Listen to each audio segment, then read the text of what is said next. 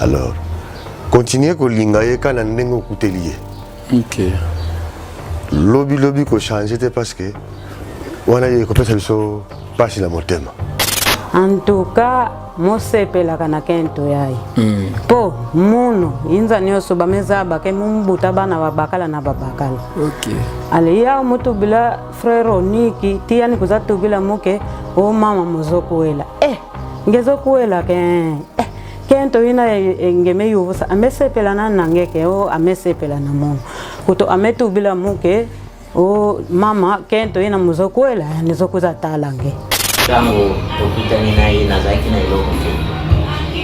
Nazaki ata na mbongo te donc même ceux qui aillent pour visiter nga ata transport ya kuzongela. Exactement. Ezaki problème. Même kolona lingai na ibsai. Nazana nga na mbongo te. Mais na lingika kolinga parce que nazaki déjà na kondima kenzamba kusalela. Alors on a linga quitté na sala choix tant que nzamba ko visiter nga azuna nga courage ya ko yebisa yo na webso o vraiment terre de piakero de vrai piaquer c'est donc o piakero somo lingi donc yo kanzamba te se voir ngati na santi omoni ekoma na momoko tangu zulinga mwasi ozana eloko te mbali ba koma mateya ebele fort ouais. Comment voter à ser fort. On a démontré ser ba espoir. Et suko ba modèle ba espoir na banda opesa ser. Ceux qui pensaient ça les mité ngana obima aventurer. Nakimusuni boy. La page to résoudre pas sur tout monde na etao et moi na suki nango. On s'est posé mille questions. Ce qui a cru que comme appelle coûte la peine moi si wa kondima abala. J'ai une bonne nouvelle à t'annoncer qui a bouleversé toute ma vie. Quel beau soleil dans ma vie, Jésus m'est apparu, alléluia. Oh, quel beau soleil dans ma vie, Jésus m'a libéré de tout péché.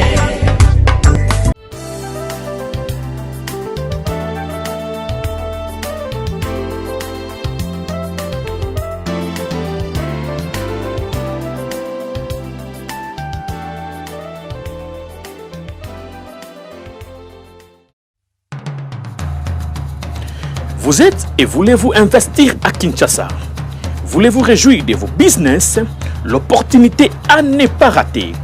Toronto City VIP à Maluku, un des meilleurs endroits pour résider ou implanter votre business. À quelques minutes du fleuve Congo, le fleuve de nos ancêtres, juste en face de la zone économique si spéciale qui est le quartier commercial et industriel de Maluku. Waouh! Non loin du centre de ville Maluku, un quartier en pleine expansion, à quelques mètres du Macadam. Toronto City vous propose un terrain de 20 mètres sur 20 avec des bornes cadastrales. Sur un site accessible, urbanisé, avec espace de jeu, espace vert, magasin, centre médical, marché, etc. Nous disposons de terrains de 20 mètres carrés à un prix abordable.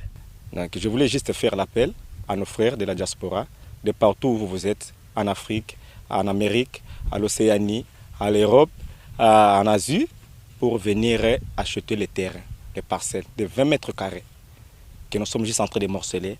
Vous allez bien voir qu'il y a des bornes, il y a même les travaux qui sont juste en train d'effectuer.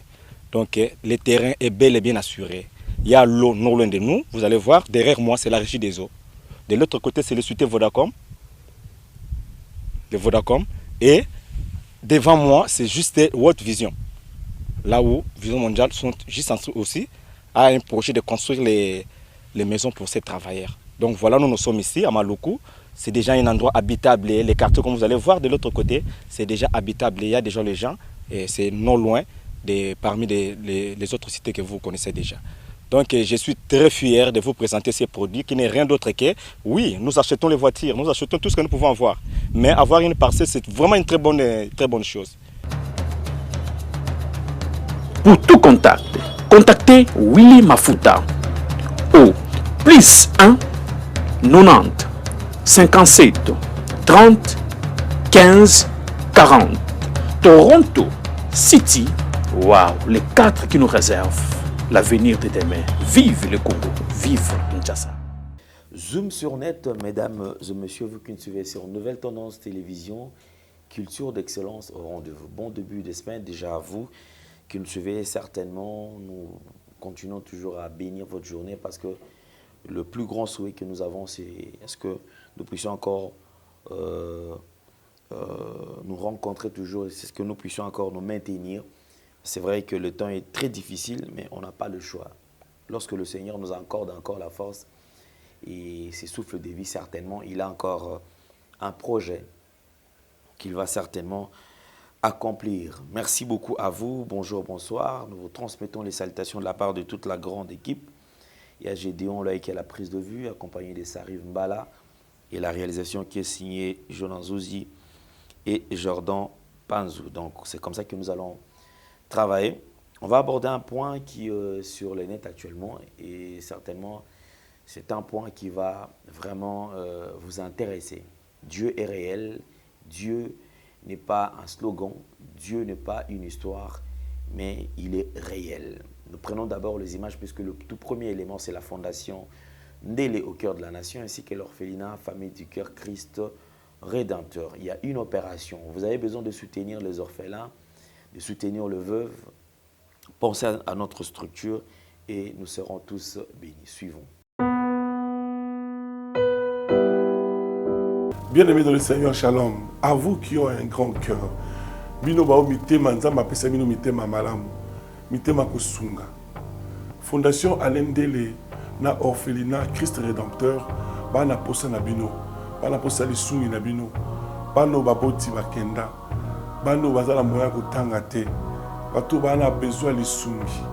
Bino bato wana mitema malamu. To wana posa ya lisungi na bino na orphelinat Christ Rédempteur, la Katia Fondation Alain Ndélé. Kanise loko. Eza yondolo bakie, ozanzambe ya bana bitike, yo mokolo bakie, osungaka basi bakufela mibali, pona nini pasi ya boye o nzambe. Ils ont besoin de vous, de votre pain, de votre bouteille d'eau, de votre soutien. Et ça serait une bénédiction pour vous. Pour votre famille. Que Dieu vous bénisse. Nous sommes de retour sur ce plateau. En tout cas, merci beaucoup à vous. Je crois qu'on avance petit à petit. On avance vraiment petit à petit. Et cela va nous aider tous. Hein. Alors, on va faire un petit pas vers les réseaux sociaux qui sont tout simplement de découvrir de quoi est-ce qu'il s'agit. Ici, nous parlons de la relation entre notre frère Ronick Lukombo et la sœur Déborah. Je crois quand même les alliés, exemple moko kitoko à suivre parce que bandeko baza ebele o lelo ba se poser la question ya koyeba kotala mutu na image o tozotala boye de fois mutu oki o condamner mutu. Mais la Bible nous dit que Dieu honore ceux qui l'honorent. Et effectivement, ça, ce n'est pas seulement une phrase qu'on peut lire, mais sans pour autant la vivre. Ici, nous parlons de la réalité parce qu'il y a certaines choses aux yeux des gens où s'il faut avoir un regard humain, qui est condamné, mais ceux qui ont un aimant spirituel, au comprendre qu'ils ont un D'ailleurs, j'ai compris une chose, de comment on va que Alain, tu sais, avant, il y a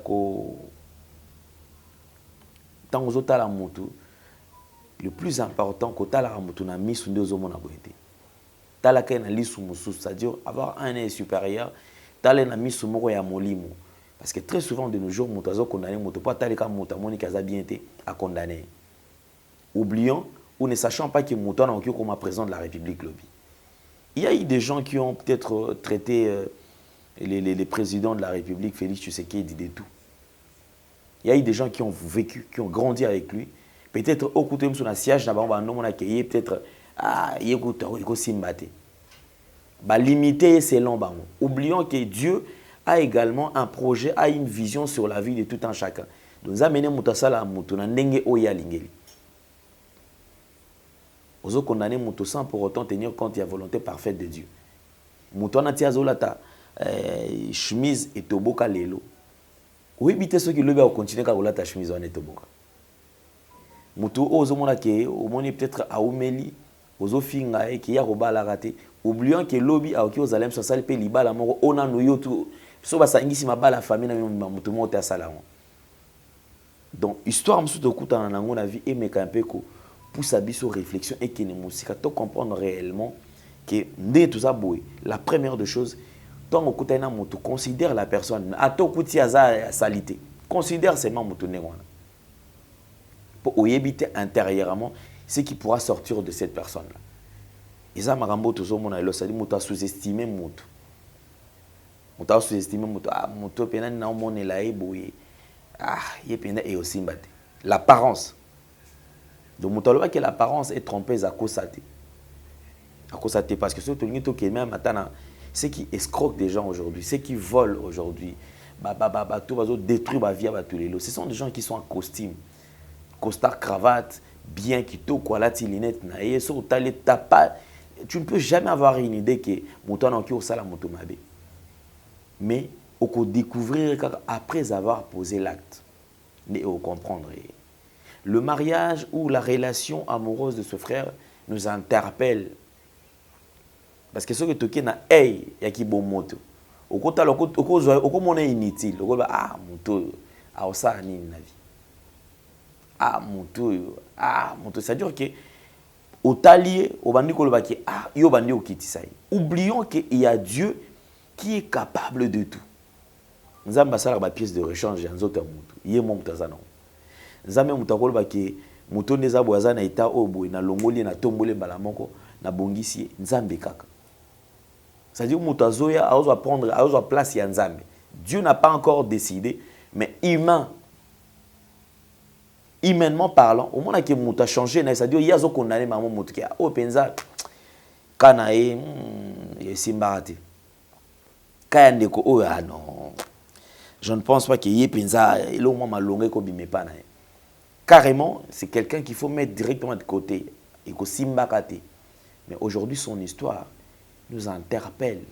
Et là, il s'agit qui Nzambe azan Nzambe. Dieu est souverain.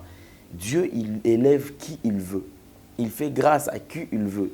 Aujourd'hui, on a déjà vu Moutoua Banda Azalaka pauvre, à commis riche. Mais je pense que d'ailleurs, c'est ce que moi je souhaite. Moutoua Azala pauvre, ce que vous au bout d'un niveau moins assez, au mati. Mais ce que vous avez un niveau likolo, au kitina, c'est très souvent Zaka AVC.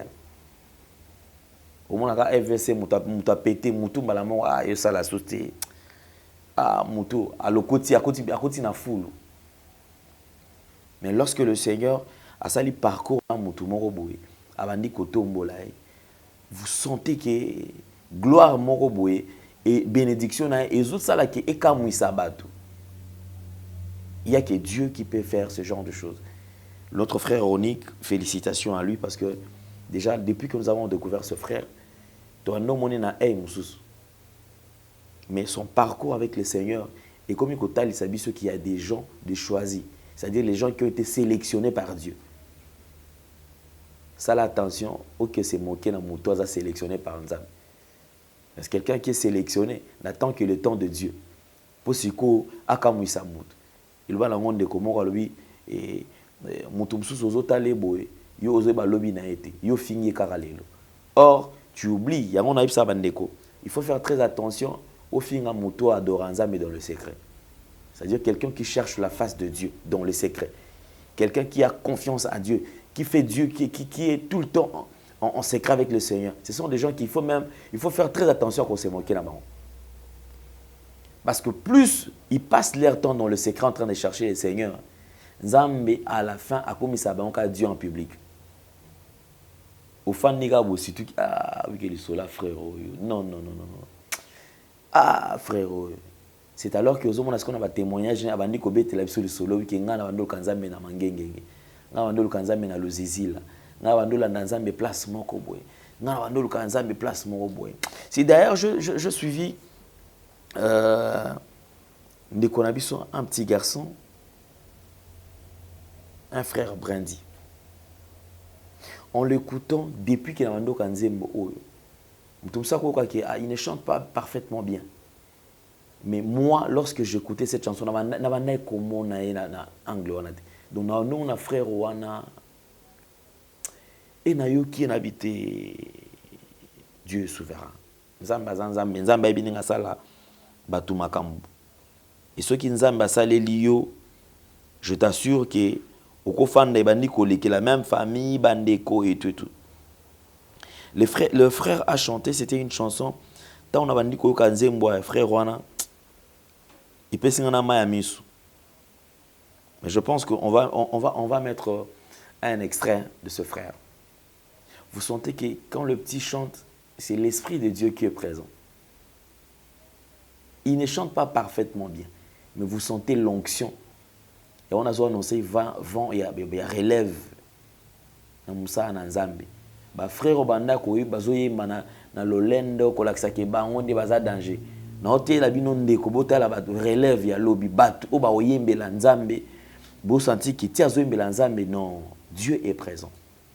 Alors, c'est une chanson et quand il dit il est hors de question mutu akende aluka Nzambe pe Nzamba ami monisade. Il est hors de question. Alors, suivons ça en extrait et on se retrouve juste après. Eh baba, eh baba, eh baba, eh baba, je suis là pour toi. Eh baba, eh baba, eh baba, eh baba, je suis venu te louer. Eh baba, eh baba, eh baba, eh baba, je suis venu te prier. Eh baba, eh baba, eh baba, eh baba, que ton esprit descende. Eh baba, eh baba, eh baba, eh baba, Lélo, Lélo, Lélo, je suis là pour toi. Lélo, je suis là pour toi. Lélo, je suis venu te prier. Lélo, je suis venu. Il est hors de question que tu passes sans me toucher. Il est hors de question que ça finisse comme ça.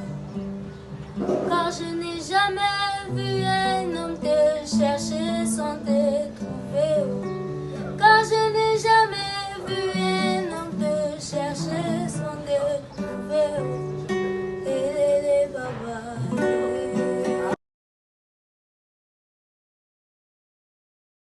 Ça, c'est un vent de relève. Sois béni, frère, parce que c'est une très belle mélodie. Moi, c'est l'intérieur qui compte, en fait. Et ce sont des frères que nous allons toujours soutenir. Parce que Mambanzam écoute Bosoto trop. Vous savez qu'aujourd'hui, les gens se permettent de dire n'importe quoi. C'est comme si on disait Nzambazala raté. Oublions qu'il y a des gens qui ont fait le parcours avec les Seigneurs. Il y a des gens qui ont découvert Dieu dans plusieurs, dans multiples faces. Il y a des gens, quand ils te témoignent, ils te parlent de Christ, ils te disent, ils te racontent ce qu'il a connu. Non, non, non, non, non. Et tout ça, c'est qui? C'est Dieu. Seul Dieu qui peut. Et ceux qui nous ont salité, je vous assure que rien. Mais quand lui, il est là présent, je vous assure que tout est assuré. Alors je crois que nous allons découvrir le mariage de notre frère Ronick et Lukombo. En tout cas, félicitations également à notre sœur Deborah qui a accepté, qui nous parle d'ailleurs. Suivons quand même en image comment est-ce qu'elle nous parle de son amour. C'est qu'elle le ressent pour cet homme de Dieu et qui est aujourd'hui un exemple pour nos bandekognon surtout. Et nous allons nous retrouver prochainement. Merci, suivons. Bon, en tout cas, na minute les motos de baba, tu vas le baba bongo. Peut-être la ligne à succès. Peut-être les batu bamona. Dans son commune en bongo, il y a mon étudiant à la gana. Pour l'émission, les gars, on a tout dans question. Tu fais revenir au Kanzabo, au Karaté, au papa Rabi. Quand on est dans un monde, on a même des Ah, c'est beaucoup ça donne le temps de te réponse wana. Donc aza fille moko nakutanaki na ye wana naza nano na position te. OK. Wana naza na ndako oyo boyaka kovisite ya liboso parce que alingaki nga na bacondition oyo akutelaki nga. Premièrement ntango tokutani na ye nazalaki na eloko te, nazalaki ata na mbongo te, donc même soki aye kovisite nga ata transport ya kozongela ezalaki problème. Même mokolo na linga ye nayebisa ye naza nanga na mbongo te, mais nalingi kaka kolinga ye parce que nazalaki déjà na kondimaki nzambe kosalela. Alors nalingaki te nasala choix tant que nzambe akovisite nga, sinon nakoeshuwe te. Na préféraka na sala déjà choix tant que nazalaki na portion te. Tant na lingi nayebisaka ye ma sœur, en tout cas oyo ozolinga azwi nanga courage ya koyebisa yo na oyebiso o vraiment terene de piakere olingi de vrai piakere nayebisi donc oyo piakere ya somo olingi. Donc naza na eloko te, peut-être okoluka ngai, peut-être ondimi ngai po peut-être ozokanisaka mbongo ezali en tout cas na position te. So nazalaki mpenza na eloko te, nayebisi ye en tout cas mobali oyo azolinga yo ndenge kaka moni azwi courage, mais naza na eloko te, naza mpenza berne de mpiakere. Donc naza na eloko te, peut-être okolinga nga pe ozotia na makanisi oyo nakozwa mbongo, en tout cas position eza te, mais nasepelaka na réponse apesaka nga. Ayebisi nga kozanga na yo eza libandi te. OK. Réponse apesaka nga yango wana eza réponse moko epesaka nga makasi. Dire eza libandi te na sens que soki mutu aza na libandi, libandi ebotaka te. Si soki ekola te na libandi ekobima te. Donc azwaki yango na forme wana. Ntango alobi ke eza libandi te veut dire ata lelo oza mpiaka lobi kozwa peso. En tout cas nasepelaki puis tovandaki na ye na bamoma ya pasi, na bamoma oyo nazalaka Salomo, nazalaka na salon ndenge ka boyebi vi na rencontre bino bandaki kofutela chambre salon na libota mobimba. En tout cas biso tobandolala na salon. Mais asipotaka nyonso epuis nayebisaka ye vérité, mais asipotaka nyonso tokobaki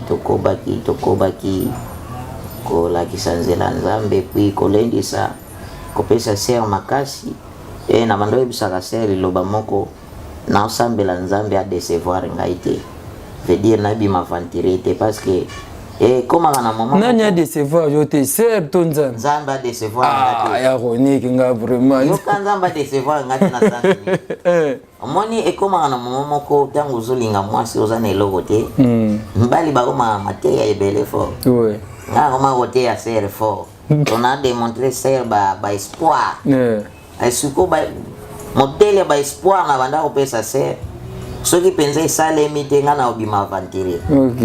Yango moni prière ya liboso ezalaki na bando yebisa nzambe adesevoir nga te. Ser akozala témoin ya makambo oyo nazoyebisa ye. Ser akangamaki ti lelo oyo mokili edécouvrir nga nazalaki na ser. Donc ndenge natambolaki ndenge na bando pesa batémoignage eske mwasi akolinga nga eza na bato ebele mpe bakoma nga nakoma na nga boye nakoma na nga mobali na yo nazalaka déjà na mwasi, mais juste wana ezalaki histoire na banda rencontre par rapport makambo oyo na bandaka kosentir. Donc nde ta nalingaki ser nga na ye déjà tokokisa déjà 2 ans. 2 ans. Oh, c'est très bien. Ba pasteur ba 8 ans ya kolandela ser ti na ekomona ke en tout cas il faut que toza bana nzambe toza basala nzambe surtout que na lolenge nkolo azomema ngai so nasali erreur eoza malamu te toboyi koyokisa nkombo ya nzambe soni toboyi kofingisa nkombo ya nzambe soni malgré toza nasali te ke naza deja na mbongo oyo ya kobalela se mais nalingi deja nami naza logique et puis natalisa public nyonso oyo basepela na frère Onique en tout cas basoutenir poto koyisama te. Ok. Nyonso baza na besoin to avancer na mosala ya nzambe en tout cas bamona ke na koti ici déjà mutu. C'est ça, vraiment courage pour ça frère Onique. Et sœur Déborah, toujours sur place à l'isolo et bandeli on attend frère Onique qui ko aborder yo à lobi qui a sepel na yo a confirmer lo qui a un piaquer piaquer ko tout est vrai piaquer do azane lo côté. On dit ma qui on est bon natala keti na boy poso nandenga lingainga nandenga nakutela ki so azaki mutu moko ya ba sentiment na boya mais era zoloba na fanda ka kimia na zoyoka bon namona ina ngo gravity popia ke yaka mbongo pe yaka na mai tema zo lekisa baita moko ya piaka un jour nzamba osunga ya ozombongo dana linga ke kana na ndenge na kutela ki wow wow c'est des beaux zamona ya nzanza kaka to ya non aza mona mvoado ya mvoado c'est bien mais frère Onique ce matin le soleil naïe tu as ça témoignage par rapport à état physique naïe et na cette émission sur bato talent bato balelaka bato bazana pasi et lelo avant na nazayo talent lisusu azo expliquer wana bazana mboka olanda émission bazana mboka ba otika banda papa keluka papa zaboué maman zaboué moi na nzoto par rapport à état physique naïe et ça vous avait dit rien ça vous avait ça vous interpelle aussi? Bon. Na Hollanda on a fait ça là passe. Oui. Ça là vraiment passe. Et tant qu'il y a beau tamani bongote, ils ont maladie yaki kukuta anta to te passe na mutema. Yango te pe solution. Solution za la kapanzana. Amen. Na nyonso na mona ina ngamote na tala kindi ko ya lobi frère Onique ne veut pas logique soit comme dit à niveau où c'est que à convaincre c'est que ça va sœur Déborah félicitations pour ça ben c'est que oyemba rapé ouais tozo meka to yoka pe sœur Déborah na que bandeko bazi ba yoka sœur Déborah ça bien na que papa ko accompagner yo mais yo ko banda et ça moi bien ana capella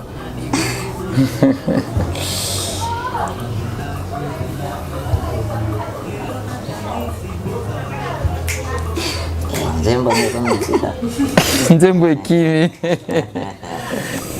oka ezoya paroniki akota na ye bazolanda yo motima nangi zayayo na mipesi mobimba lokumu pe na nkembo ezonga nayo nakumisiseyo nagumba melio kolo na ekolo baete nalingiyo motema nangi zayayo na mipesi mobimba lukumu pe na nkembo ezonga nayo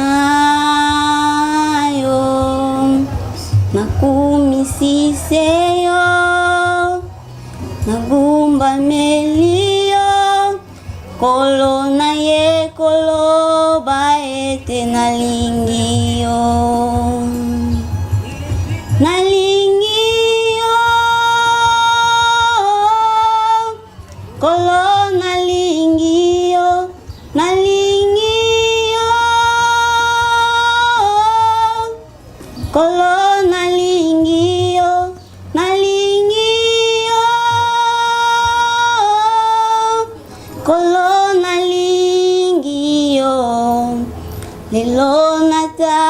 toli nalingi yo. Wow. Paroni kokoti te po nini? Otiki mama imba moko. Nalingaki pe monde bayoka. Bayoka nani? Ah OK, non, la voix déjà est bien, te oki azemba kitoko. Yipo la nika ligne wana adoration, oya non na louange te to bina na biso na. Te biso to zaka na adoration. Adoration kaka. Eh, c'est très bien. Ah, donc le 24 septembre, tu as pré-dot. Après, dot et quoi après? Dot et quoi, ma campagne c'est quoi après? Public ici et yeba. Et puis bande konanga pe ya CFC. Bana notre père. Na pesi bango pe bambote kaka banda to bandaki na salue bangote. En tout cas nzambe apambola bango bisika nyonso bazali. Amen. Bazana motema nanga nalinga bango. Bao nyonso bazana ki. Bao nyonso bazana mboka libanda. Baza penza na motema nanga. Et surtout le grand-père visionnaire, mon père Nalinga Kemingi, pasteur de la foi. Quand on est le porteur du Christ. Voilà. Nous t'avons mis un calou. L'homme des foules. L'homme des chiffres, Nebisio. Nous t'avons mis un calou. Il y a trop. Adam Motema, Oyo, Zamba Sali, Pena Nzela Naye. Vraiment, ils ont gravé dans Motema. Zamba Pambola. Et donc, ils ont ces informations. Na pe sapona bandeko que ndeko na bino le frère Ronique adorateur yankolo akoti makambo ve naibi keza ba point moko ezoko ko isa bandeko ebele basali na nzambe ebele ba nyonso vraiment balingi frère Ronique avancer na musala nzambe en tout cas sina koti makambo ngo ba makoki ezate. Mais tout le monde est déjà isolé. Parce que la foi, c'est une ferme assurance. Et de tout ça déjà assuré. Oh, tout le monde est dans mais si tu dis que déjà exact. Donc, il y a tout ça la première étape. Il y a après d'autres. Mais il y a que la vidéo c'est Tamboli. Parce que Belé, il y a que c'est na Bali. Surtout que la montage Belé na Bali.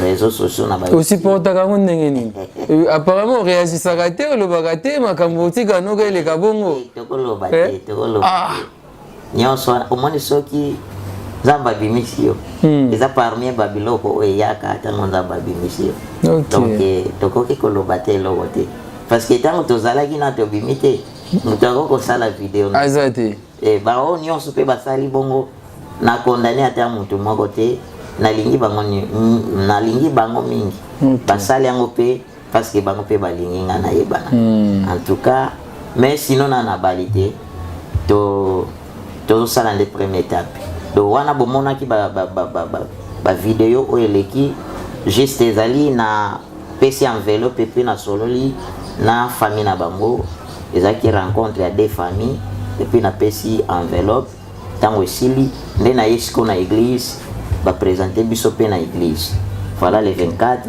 C'est-à-dire l'église va beta ba coûter ce ba moni maman Déborah na frère Ronique ba zo na ba za ate que ouais surtout que eza likambo oyo pasteur alandela kinanu avant que to ya kodima. Donc ngai na sala gate soki ezalaki logique ite nalingaki kobimisa ngo na réseaux sociaux. Tu uzam ta logique na ebio. Soki ebimi c'est que to komi sikoyo na longo to na nzela ya kosala likambo wana. Amen. Oui. Voilà, merci beaucoup. Je pense que la petite histoire, il y a famille, il y a papa Ronique, tu tiens entre parenthèses, vous avez information vraie, non à balité. À Kenego sur la famille, il y a maman Déborah et bah solo là qui, c'est quoi Zoba la première pas au salon le 24 septembre ou donc le 24 septembre à ça premier pas ceux qui au ligne participer au soutenir peine de voir ma BT au Bengi attend ba numéro na biso to pesa numéro de Ronique to pour Bengi na numéro na eba to mingi bazala na déjà au gozoyer bo sur la kimia nyonso na septembre à ça après d'autres et puis après dès que ça a makamio sur ici là non très bien et puis na bo sanité excusez donc ndenge to salango le 24 wana na kozwa na facture moko ya d'autres et puis wana toke na procédure wana peut-être tokoya susu koloba na bana nzambe mais nakozwa facture déjà mamu nyonso yango nde kokende na biso ti na suka. Ah, d'accord. Oui, tango mwana yeko informe nga galinga bala. Vraiment pour ngai d'abord ezaki esengo makasi.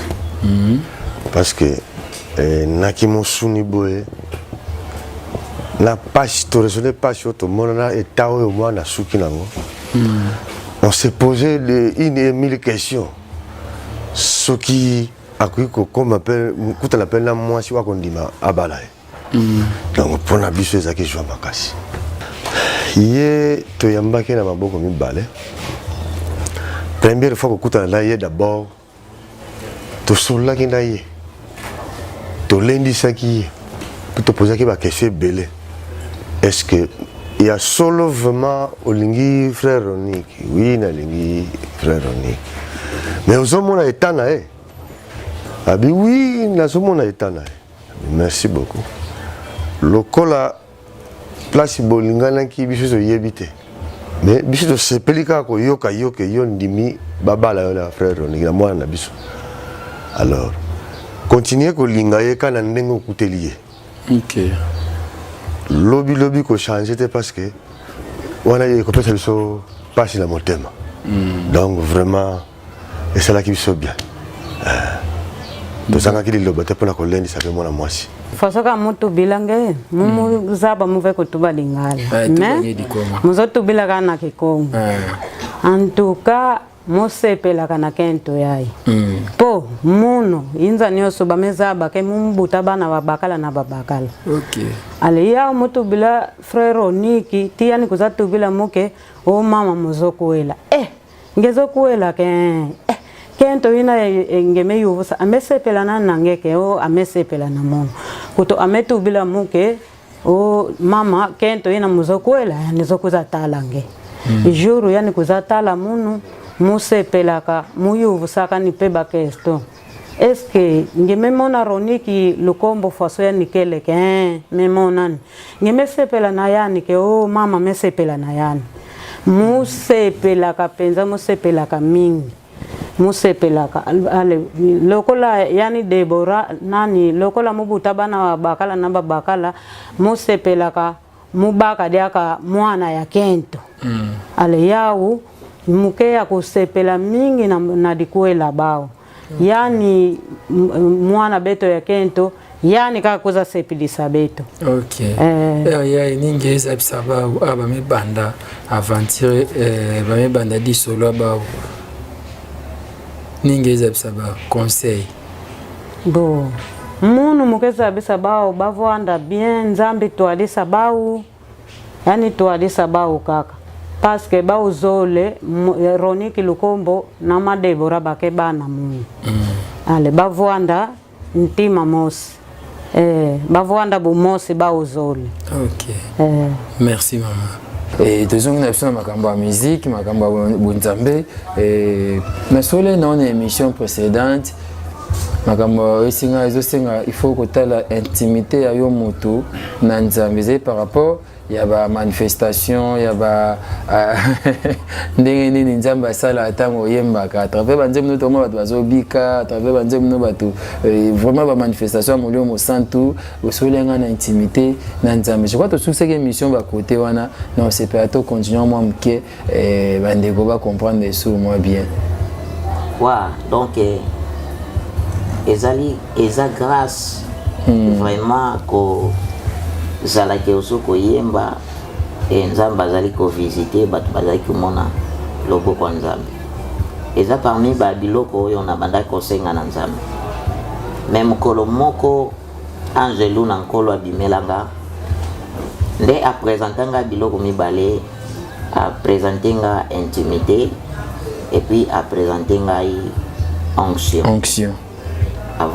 voilà tango présentenga nde ayebisaka nga lo mibale nyonso na présenter yango na présenter yango nyonso mibale eza ya yo mais nalingi ke anvana kende oyebisanga nini osengeli kotia na première position na musala oyo nzamba peshi nga nayebisi ye lokola nakanisaki mpe esi na luka losa na losambo nanga nzambe utiliser nga puissamment na côté ya onction tant na oyemba bato bamona loboko nzambe moko na se souvenir na lobi te nga na préféré et opesa ngai onction ezala na première position. Voilà, tobandaki ko discuter na ye mais ko discuter oyo tobandaki ko discuter na ye pour affaire comprendre nga valeur ya eloko oyo ikokozala liboso nde aya koyebisa nga ke soko lingi o avancer na musala oyo luka otia intimité ezala na première position. Ouais. Intimité yende akobota succès, yende akobota onction, yende akobota makambo nyonso oza nango besoin na kati ya musala na. C'est-à-dire faut une intimité dans Nzambe. Faut avoir une intimité dans Nzambe. Parce que mutu oyo azana intimité dans Nzambe. Azala kana ba journée oyo a sacrifiaka pona ko solo la Nzambe. O ba journée wana nde yango ba jour Nzambe alongola kabiso ba défaut oyo tozala kanango. Mutu mosusu Nzambe azana besoin salela ye. Mais peut-être eloko ezo ko freiner pour Nzambe salela eta musoro ke. Ok. Ce problème na izaki baton ba kota na intimité ya Nzambe ndenge nini. Po ebele ba éviter. Na luka onction na zo luka likambo na intimité a éviter kota intimité ya Nzambe ndenge nini. Yo saka ndenge nini. Wa ba kota kana intimité na Nzambe nzela ba sacrifice. Muni eloko nyonso esenga ka foko futa prix. Lelo oyo Yesu azwa kombo likolo ya bakombo nyonso. Ouais. Parce que afuta ki prix. Amen. Le prix distant. Afuta ki prix. Yango nalanda enseignement oyo na pasteur moko na koloba kombo te azo questionner biso alobi Yesu akufa pona banani. So te répondre que Yesu akufa pona biso. Alobi eza vraie réponse. Mais il y a ici, j'espère qu'on fa pona yemoko. Oh. Je te tourne pona ni. Alobi après avoir ko mikaba ne kolusu. Ndelelo o Yesu azwa kombo. Koleka ba kombo nyonso. Voilà lelo oyo partout dans le monde ba oyemba kombo Yesu. Bazoyemba misala oya sala ki ne kolusu. O avaba koma na point wana yemoko na nwa mikaba ki. Amefuta ki do foko futa prix. Okay. Alors pona kokota na intimité na Nzambe. Premièrement, il faut que umela na ba enseignement. Deuxième, il faut okota na ba na ozala na vie de prière. Do ozala mutu moko ya mabondeli. Mutu moko ya ba sacrifice. Ba sacrifice veut dire tozaka na ba moment ba retraite, tozaka na ba moment ba veillée de prière, ba jeûne, tozaka na ba moment ba jeûne. Donc ezana ba sacrifice il faut ofuta. Et puis na ba moment wana Nzambe bando solo la nayo. Parce que biso to solo la na Nzambe na nzela losambo. Ouais. O mutu o azana intimité na Nzambe. A créer Nzambe espace na vie na ye. OK. Alors na ba journée oyo ye afuka maka. To journée oyo ya sacrifier a solo la na Nzambe. Neti nga na zaka na ba journée na nga privé. Ko ezaki na vandaka na Nzambe. Il y a des fois pe 14 jours ngai moko na mona na kana batuke na oluka Nzambe. Merci frère Orni. Je m'excuse. Donc comme nous sommes sur le solo, bah c'est un signe minute yango koki. Ya solo mituna et zana nebele. Mais le baka moko ba modèle na offert à Toms, pasteur à Toms. Beaucoup t'en a depuis 7 ans. Bon, nanto kutanite. Non, beaucoup t'en nanto kutanite. Espérons que beaucoup t'en a kaka. Wa nyonso ezana ta. Ok. nayebi ke nzambe akocrée ka temps oyo tokutanaka na ye. Voilà. Merci beaucoup. On me fait signe qu'on doit chiter. Minute Koki. Et j'ai pas le choix. Donc, il n'est pas de pour ça, tout sola. Mais tous les ans, oui, belé, mais tango. Et ce qui est un songolo, donc, on soit tant, il y a sola, sous na frère Ronique, tous en a pour Nabino. Et on peut ça merci, par ya Gauthier Kele, mon ami, mamie, papa Bogo Sanderson, papa Narema, il y a Peggy Tango, ma maman. Alicia. Voilà, Alicia Feza. Et maman Déborah, merci. Ne vous dites que yamba biso lelo, n'était papa sur message monsieur Ezan appelle pour les dire Bolanda biso. Ouais, message et asuka ezali premièrement Nzambe apambola bino partout dans le monde. Amen. Ici ka bozo landangai et nazomona oyo bosala pona ngai. Bino nyonso oyo bozo pambola ngai. Nzamba lola pe apambola yo. Surtout que bana CFC Nzamba mona bino makasi. Nzamba mona bino makasi et na pamboli pe papa nanga Lukombo, mama Denise, bao basala ke nazala na mokili. En tout cas, Nzambe apambola bango, apesa bango vie ya mulai, fo balia oyo ezote pai na ngai. Tant bato bazoboaka yo mama Denise aboya yibo boaka yo. Abaki ye. Oui. Nzambe apambola penza mama Denise papa Lukombo. Bino nyonso oyo bosepelaka na frère Ronique. Bosanga pete kokota na chaîne na ngai, ko s'abonner kombo a chaîne na ngai YouTube eza Ronique Lukombo officiel. Pour soutenir nga na nzela pe ya bavina bino e osalanga malamu e ndenge na ebisaki biso. En tout cas musala ona osala tozana no penza te na ba partenaire oyo bakoko soutenir musala. C'est vrai que tozana besoin pe ya ba matériel pour na bosala musala, tozana besoin ba instrument, tozana besoin ba caméra, tozana besoin biloko ebele pour musala Nzambe avancer. On nyonso ko simbama ko soutenir les frères Ronique. En tout cas Nzamba kozanga te ko pambola. Boyoki bien que frère Ronique a boy ko fini sa kombo ya Nzambe. Frère Ronique ici a fiancé. Voilà, de ça la prédote et puis prédote